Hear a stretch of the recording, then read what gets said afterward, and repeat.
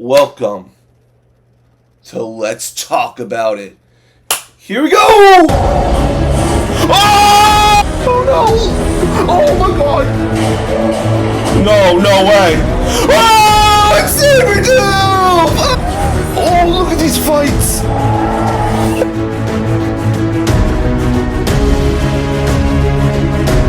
Hey guys, what is up? Welcome back to Let's Talk About, the show where we talk about everything going on in the movie, TV, and video game world. I am your host, and I go around, scour the internet for these topics, to talk about topics I'm interested in, and hopefully you're interested in because you clicked on the video.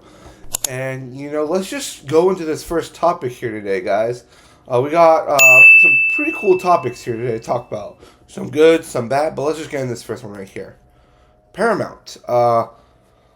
Paramount, we know that they've been doing well with their movies, TV shows, but as a company, they have been struggling. They have been trying to get out of the less profitable region in their company, and right now, they were offered many deals. They're trying to sell Paramount right now. They had a bunch of deals set up, and they kind of like fumbled the bag a bit. Asking for more money than other people knew they were worth.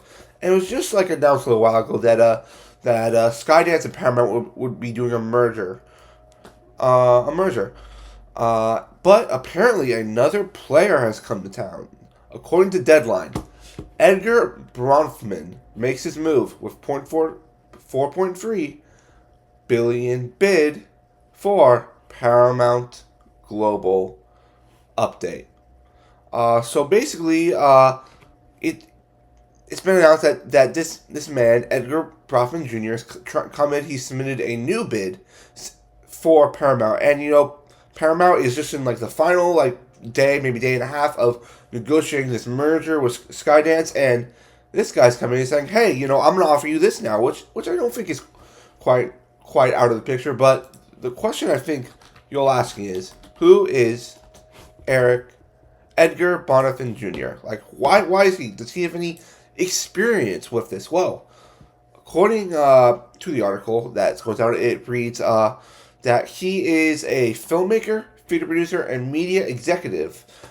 He has worked with in Warner Brothers in the Warner Music Group from 2004 to 2007, and he also served as a chairman 2011 to 2012. So he does have that experience. He's also a chairman of the streaming service of Fubo TV, which is a pretty small streaming service, but he's not someone who does not know anything about this world, the entertainment world. And I think that I'm actually a bit more excited for this than the Skydance merger, because if this goes through, if this guy can come in and buy Paramount for this much, you now have a face to put to the company instead of Skydance, which we don't really know who's the exact guy in charge of Skydance. But if Edgar Bronfman comes in, he's like, okay, I'm buying it and I'm going to make some changes. I think this could be really, really good. Him buying the business, him trying to get Paramount back to its glory days. I think it could be a really interesting part. And I hope this goes through. I hope Paramount doesn't fumble the football again with this, because, they've fumbled it these last few months. Skydance was like the only deal they had left in town, so they took it. But now if this guy's coming in, I think this deal might go through, and we could see some changes also going through Paramount. But what do you guys think about this? Paramount apparently has another offer for their company, except Skydance. Leave your comments down below, and let's move on to our next topic here today. And that is this. The Sony Spider-Man universe has been, I'd say, hit or miss so far. The Craven trailer looked absolutely great. I actually really enjoyed that trailer. But everything outside of Venom hasn't really worked. And my whole thing was please start using some of those Spider-Man characters. And we knew that we had this Spider-Man Noir show coming and Phil Lord and Chris Miller, the creators behind the animated Spider-Verse movies, was going to be involved. Well, apparently, guys, we got some bad news. They're not going to be involved in the future, according to the comicbookmovie.com. Sony's Spider-Man TV universe loses Phil Lord and Chris Miller following clashes over Spider-Noir. What else are we going to tell you guys? This is Sony in a nutshell. I'm sorry, guys. This makes me angry at Sony. Chris Lord and Chris Miller and Phil Lord are the best people to be working Spider-Man right now. The Spider-Verse movies show that they understand not just Miles Morales, but the entire universe of Spider-Man characters. And they listen to him to handle a character they introduced in their movie being played by the same guy. And now Sony has so much interference with them that they're like, we don't want to work on this anymore. Bye, go get someone else. Go get someone else. Sony, what are you doing? What are you doing? Honestly, like you really think we want to go see movies like Morbius and Madam Web? I'm excited for the Spider-Man Noir show. I'm excited for it. Not just because Nicolas Cage was involved, but because you had Chris Miller and Phil Lord involved in the project. Directors, I think, are some of the best directors working today in Hollywood. And they were willing to do a show for you. A show. And they fumbled the bag again. Now, I do think that this show might already be dead in the water. Because we know they were working on another show, Silk, but they canceled that. They're like, oh, that's not working. Okay, let's do Spider-Man Noir with Nick Cage. And now, they're not doing that because Sony is, again, trying to put their own spin on things like, oh, we can put, probably like, oh, let's put Easter eggs in here, we'll do that. And not letting their creatives do what they want, which is making a quality show or movie. And I'm reading down this article, it's saying, like, they had a huge fight over its budget. I think, I'm hoping possibly that the Miller and Lord, said, hey, we don't really want a huge budget. But Sony's like, no, we need a huge budget. This is Spider-Man. And, I think that's what maybe made them leave. And this is just super disappointing, guys. It's super, super disappointing that, Sony has no idea what to do with their Spider-Man universe. Even this, a show I was excited for. And it's not even come out yet. They didn't even start putting cameras on sets yet. And the show's already feels like it's dead in the water. Dead in the water. Guys, I really hope this is not the case. Because Phil Lord and Chris Miller, as I said, are the right people to be handling Spider-Man right now with their Spider-Verse. And, Sony was finally going to dive into the other Spider-themed heroes they have at their disposal. If that's Ben Reilly, if that's Cindy Moon, if that's Kane, the other Scarlet Spider, if that's Miles Morales, if that's Spider-Gwen, if that's Spinneret, so many other Spider-Man type characters out there. And you got the guys who are the best people to be involved in Spider-Man, and you still fumbled the bag. Fumbled the bag again, Sony. I don't know, guys. I thought things were looking up after Kraven. It doesn't seem like it's looking up. But what do you guys think about this? Sony fumbling the bag again with Phil Lord and Chris Miller in their Spider-Man universe. Leave your comments down below, guys, and let's move on to this third topic here. Alright, now that I've went on my little rant, I can talk about something I am excited about. Pacific Rim. I love Pacific Rim. I love the first movie. The reason I love about it is because it's giant robots beating up monsters, which is like, you just tell me that, I'm in. These are just giant mechs fighting each other, and from it, my favorite anime of all time is Neon Genesis Evangelion. If you guys don't know what it is, go check it out. Very, very great animated series. It's on Netflix. Go check it out. And, when I watched this, there were a couple themes from that was installed into this. But mostly, when Guillermo del Toro was making these Pacific Rim films, he's like, I want to do my own version of live-action Gundam. Gundam, yes. And that's what he did. And it was great. Now, they did make a second one. It did not go as well as the first one. It wasn't as big as a hit. And after that, we were like, well, I guess that's it. No more Pacific Rim. Well, I guess we were wrong, ladies and gentlemen, according to Variety. Pacific Rim prequel series in development at Legendary Entertainment under First Look TV deal with Eric Heisner. First off, Pacific Rim's back. Pacific Rim is back. Can't be more excited about that. I love this series of films. I've watched the first one way more than the second one, because the first one I absolutely love. It's just, monsters fighting robots, and then you also have, Ron Perlman in there as like a black deal market dealer. Then you have Idris Elba, who makes one of the most badass speeches, in my opinion, in movie history. The enemy is at our gate. We're gonna be a cancel in the apocalypse. Like, oh my gosh, that scene was goosebumps. Goosebumps. Oh, it was an amazing, amazing scene. And I've always wanted to go back to this world because I think it's such an interesting world. And I think a prequel is really, really cool to see.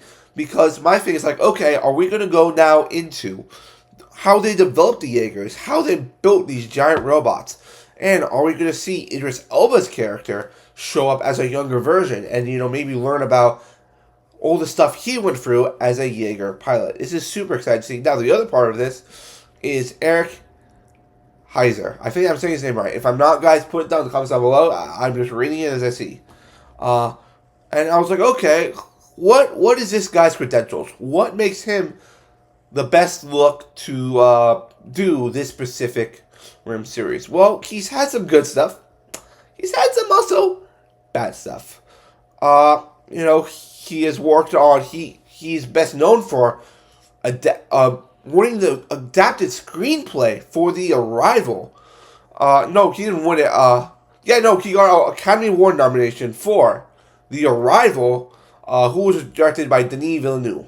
That movie is just amazing. Such a great movie. So that gives me a bit of faith. And then he also worked on Shadow and Bone, which I really loved that first season. Second season, I did not like as much, and the show did get canceled. But I think the first season was really, really solid.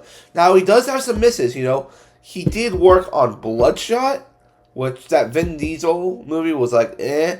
He also worked on the 2010 remake of A Nightmare on Elm Street. So he's had 2 wins and I believe kind of 2 misses. But overall, I think I'm really excited to see his take on the Pacific Rim franchise, and I'm just excited to get back into the world of Pacific Rim. And of course, this is a show, which I'm like, okay, I would have preferred a movie, but a show, I'm going to be there day one for it. Lionsgate, I believe this is Lionsgate. No, it's Legendary. Okay, it's Legendary. Legendary just came out with the Godzilla series with Apple, which was absolutely amazing. Now, it's not saying in this article where it's going. Just saying they're developing it, which means I don't think it really has a home yet. I think this could either be going to. I think this, to me, looking at it, is an Apple TV series. They've always got Legendary has already got that relationship with Apple with that Godzilla series, Monarch Legacy of Monsters. Now you put Pacific Rim on there, you entice more people to come over to the series. And Godzilla, I feel like, was the very first big IP thing Apple TV did, and it was great. And I think this could be the second big IP Apple could go, or this could also go to Max, which would be on their streaming service, which I prefer Apple over Max. Apple, I think, is a lot more complicated than the Max streaming service. But guys, what do you think? We're getting a Pacific Rim prequel series from Legendary. Leave your comments down below, and let's move on to our final topic here today, and that is this. Oh, The Acolyte. Oh, The Acolyte. A show I was very, very excited for. I was very, very, very excited for The Acolyte. Ultimately, I was very disappointed by the show. I didn't feel like it was the worst Star Wars thing I'd ever seen in my life. The one Star Wars thing I really don't like is the Boba Fett series. I honestly thought this was better than that, but a lot of people didn't like it. A lot of people hated this show. And people were wondering, they had the setups for season 2. Would they come back for another season? Well, according to Deadline, that's a no. According to them, The Acolyte canceled season 2 for Disney Plus Star Wars series. So it's official, guys. Acolyte is not coming back. I think this is a good move. First off, this show had a lot of hate, surrounding it the entire time it was airing. It's a very divisive show. And also, a lot of people were not really thrilled with what the casts were saying during their interviews. you had the cast like messing up, names from the Star Wars universe. You had them like kind of putting their own agenda on Star Wars, and then just and the show like in a way was also switching things around. The show, I think the idea of it was very very smart. Tell a story in the High Republic era of the Star Wars universe, but from the point of view of the Sith. And, I was like, okay, that's an interesting story. That's why I was excited for it. High Republic era, my favorite era of Star Wars. And then you were also getting into the Sith, which a lot of the general audience, don't know much about the Sith unless you watch the animated shows. And I was really disappointed with it. I think, the best thing about the show was the guy who played Saul. He was probably the best actor in the show. And everyone else was really subpar. And, of course, this is, I think Star Wars is in a very much of a rough patch right now. They're going through a rough time. They're having trouble with their content. They have a lot of misses instead of wins right now. And I think, just, stopping the show and not just during another season because it could be better is a good idea. And, I that's all I gotta say about this. I think, I'm gonna be sad to see it go because they did set up things that could have had an interesting turn in future seasons. But overall, I think this is the best way to go. Get rid of the shit before it gets stinkier. Like that's what I say. But thank you guys so much for watching this video of Let's Talk About It. Leave your comments down below. Like the video, comment on the video, subscribe to the channel, and go check out all the other content on our channel. And I'll see you next time, guys. Peace.